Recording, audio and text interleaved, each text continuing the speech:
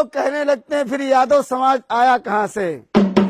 बहुत से लोग उल्टी सीधी बातें भी करते हैं, लेकिन हम आपको शास्त्र की बात बताएंगे कि यादव वंश ये कैसे बना था। कहते हैं भगवान श्री कृष्ण की 16,108 रानियां थी, लेकिन 16,100 उनकी गोपिकाएं थी। उनमें से जो 8 थी वो उनकी पटरानियां थी। 8 पटरानियों में जो रुक्मिणी नाम की रानी थी, रुक्मिणी की शाखा में एक प्रद्युम्न नाम का पुत्र हुआ था। प्रद्युम्न से अनिरुद्ध हुए थे, अनिरुद्ध से 4 पुत्र पैदा हुए थे। वो कौन कौन से पुत्र हुए थे? गज, चाड़ूराव, दड़पहाड़ और तिवाहू नाम के 4 बेटे हुए थे। यहीं से अपने यादव समाज का बंटवारा होना शुरू हो गया। जो गज के वंशज हुए इनको बिहार की गद्दी दी गई, जो यादव के नाम से जाने गए साहब। जैसे बिहार में लालू प्रसाद यादव हैं, ये यादव वंश के यादव हैं साहब। दूसरे पुत्र जो चाड़ूराव हुए थे, इनको हरियाणा की गद्दी दी गई थी। हरियाणा प्रांत में अपने यादवों को राव साहब कहा जाता। वहाँ पर यादव अहीर कुछ भी कहते रहो, यादवों के घर नहीं जा पाओगे। जब राव साहब कहोगे तब यादवों के घर पहुँच जाओगे।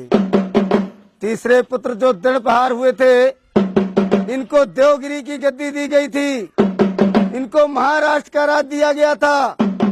इनसे जो वंश चला उस वंश का नाम रखा गया देवगिरी यादव। चौथे पुत्र जो प्रीतिभाव हुए थे, उनसे रोहिले यादव यदुवंशी यादव बने थे साहब। हमारा कहने का मतलब ये हुआ कि आप लोगों का जो वंश है ये प्रीतिभाव से निकला हुआ वंश है। आप लोग यदुवंशी यादव हैं, जो भगवान श्री कृष्ण के वंशज है साहब। इधर भगवान श्री कृष्ण की दूसरी रानी जामवंती थी, जो जामवंत की पुत्री थी।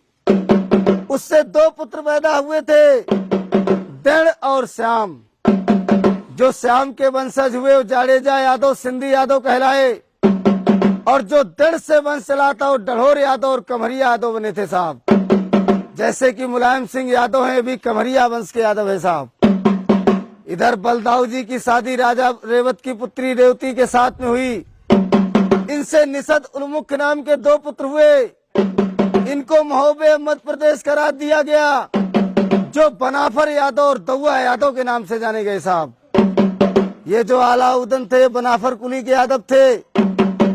इधर एक चकेरी का राजा उद्यम घोष हुआ था, जिसका बेटा हुआ शिषपाल घोष।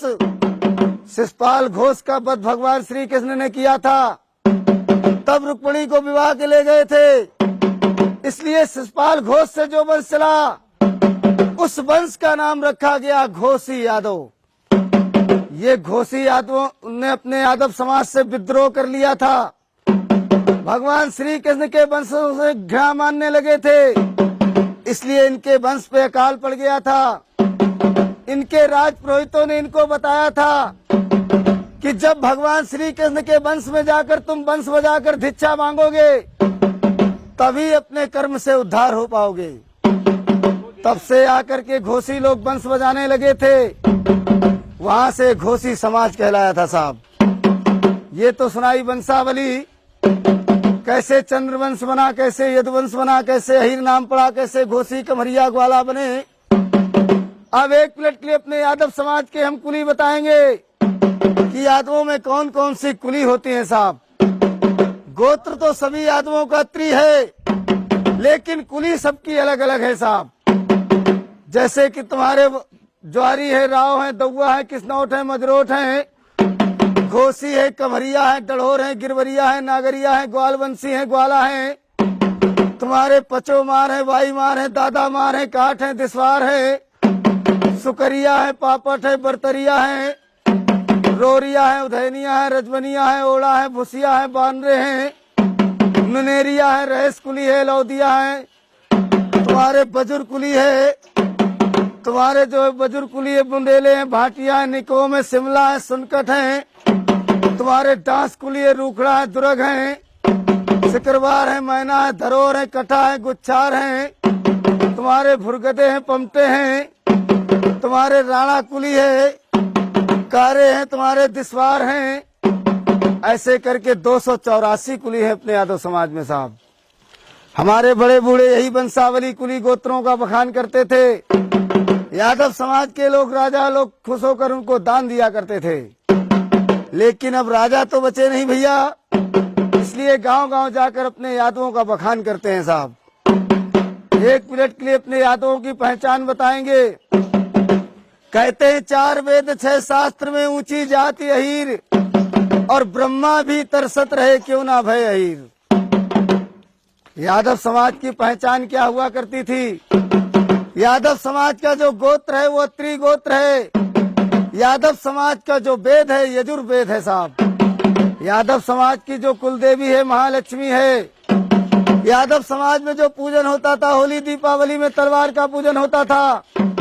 यादव समाज का जो झंडा था वो पीला झंडा था। यादव समाज का जो वस्त्र हुआ करता था मोर मुकुट हुआ करता था। यादव समाज के जो गुरु थे वो दुर्वासा सी हुआ करते थे। एक पहचान और है यादवों की। कहते छाती तानत शान से चाहो जहाँ जात शरीर, छाती तानत शान से चाहो जहाँ जात शरीर, मान हान और कड़वचन सह नहीं सकत अहीर। सह नहीं सकत अहीर पड़े चाहे कितनों पिंगुल, सूली पे चढ़ जाए झुके नहीं सिर का सिंगुल। ये विशेष पहचान होती है अपने चंद्रवंशी क्षत्रियों में साहब। लेकिन बहुत से यादव लोग ऐसे भी मिलते हैं भैया जिनके